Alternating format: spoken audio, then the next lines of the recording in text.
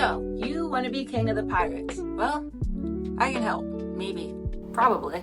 If you're looking for how to make the vest, that tutorial and pattern can be found on my channel. But this video is for you go-getters who want to wear the jacket from after the time skip. And the tutorial for the yellow sash that goes with this jacket can also be found on my channel. To get started, you're going to need the pattern for this jacket, and which that can be found on my site.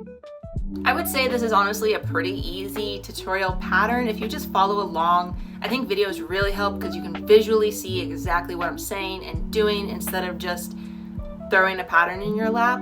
So I would say this is medium difficulty. Let's start with fabric. You will need about 2.5 yards to make this, and that should give you a little bit of wiggle room to mess up. Just a little, not a lot, don't mess up bad. I always recommend a red athletic fabric so you have a little bit of stretch, but you can also make this in white if you're going for his later outfit that is like white top, white pants, purple sash, and use these same tutorials for that outfit. If you can't find athletic stretch, that's okay, it'll still work. I would just maybe make it a little bit bigger when you're cutting it out so you have some room. You're also going to need scissors, pins, a sewing machine. You don't need to really iron this one unless you really want to, but also 4 yellow buttons. I like 1-inch buttons for this project. Also, this is made to not have buttonholes on the other side since he always has this open for the most part. If you want that, you can make those front pieces a little bit bigger so you can account for them actually closing, but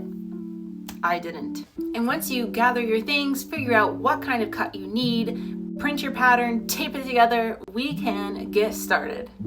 There are 2 pieces marked that need to be cut on a fold, and the rest you can just fill in on your fabric. Don't forget that the Luffy front needs cut 4 times, so you have 4 total pieces. We're going to start by building the lower flounce to the jacket. This involves taking the main bulk piece of it out and laying it flat and connecting the 2 smaller pieces. These smaller pieces go on the side to create 1 flounce piece. This should be pretty easy to tell if you do this wrong because the lines should make sense and all be a cohesive curve. Once those are sewn together, you can lay it out flat, wrong side up, and fold up your hem like this. Doing this will give this a clean finish and prevent any damage to the fabric. When you're sewing this line, don't be afraid to play around with stitch types.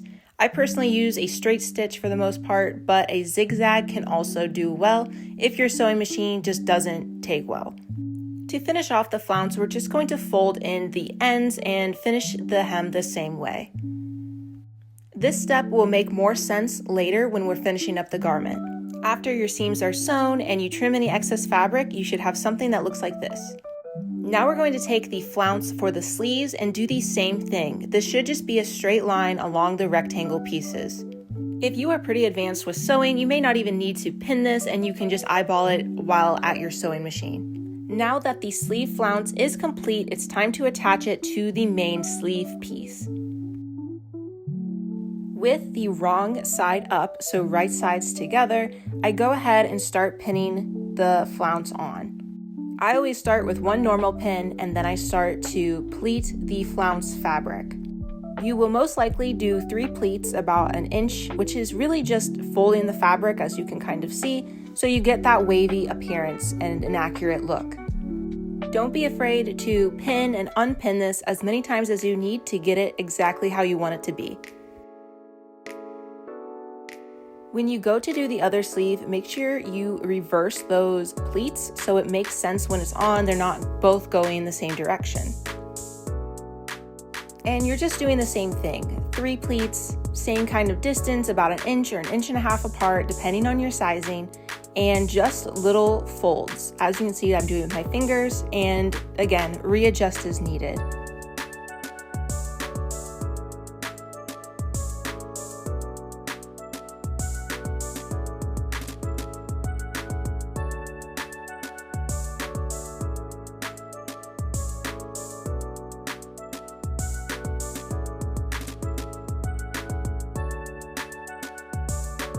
Doing this seam completes both sleeves and we're ready to move on to the body portion of the build.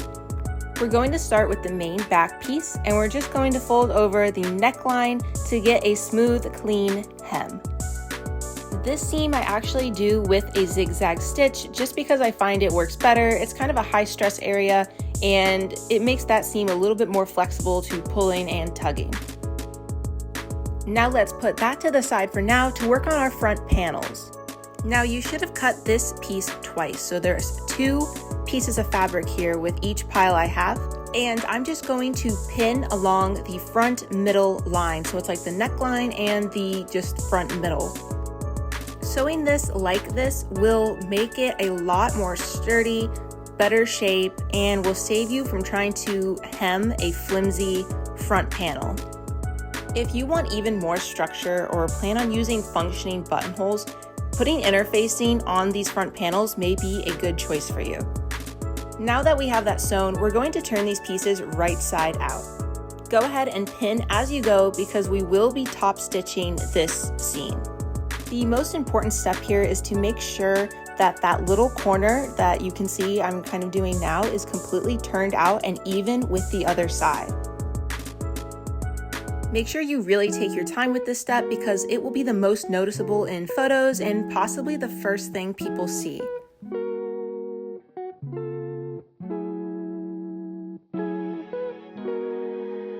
Your main focus should just be to get this even, completely turned out, and consistent throughout the entire seam. And when you're done, don't forget to do this to the other side.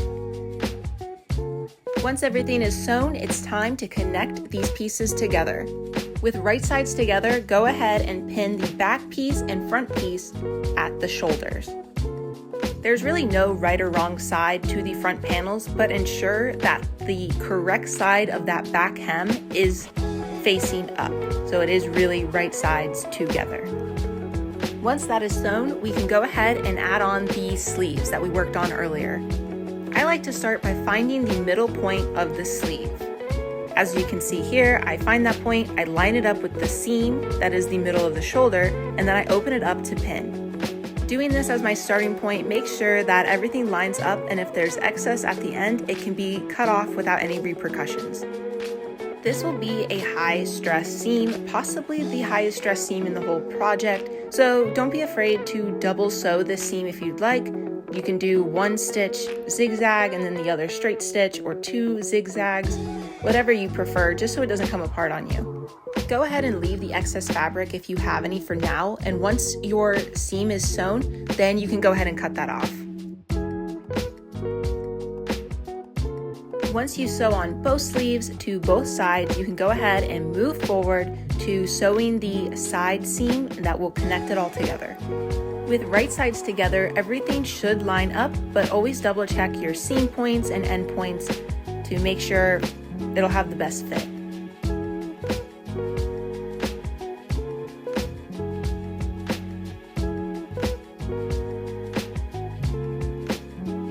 This is another seam that if you want to double stitch it, you totally can for extra strength.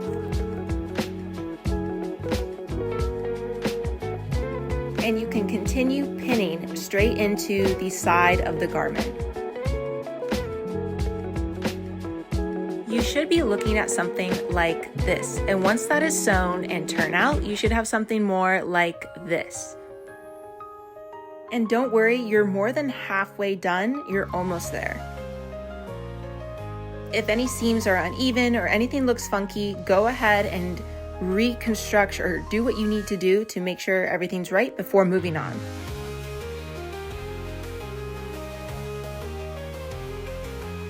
Remember that flounce we made at the very beginning? Now it's time to attach it. Start by lining up the front seam with the front of the flounce. Then you're going to use the side seam of the garment as a guide to match the seam of the flounce too, so it's even. Then you can start making more of those pleats we talked about earlier. You can do the single pleat style like we did, but I like to do a box pleat. As you can see here, it's kind of the same thing, but the pleats are going different directions. So I make one going left, and then I make one going right, as you can see in my photo here, and then repeat the same steps on the other side.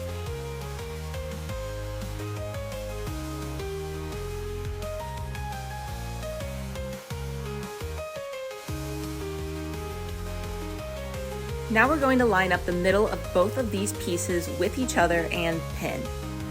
From there, on each side of the middle, we're going to do their own pleats. I will usually do 2 pleats on each side pointing towards each other, and then a box pleat after that. This may take you a minute of pinning and unpinning to get the exact look you want, but the goal is to get it as wavy as possible so it looks just like Luffy's.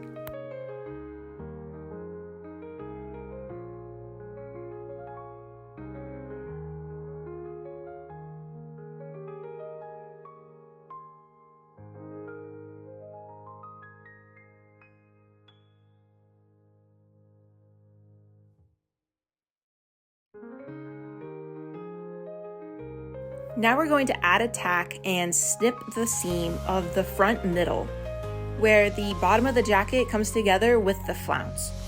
This just ensures that it lays flat, and it's not necessarily a necessity, but this is what it looks like before, and I think it looks a lot cleaner to do. For the final step, we need to add some buttons, unless you're adding buttonholes, but for me, I like the open jacket look, so I'm just adding buttons. For these, you just take a hand sewing needle and sew them on.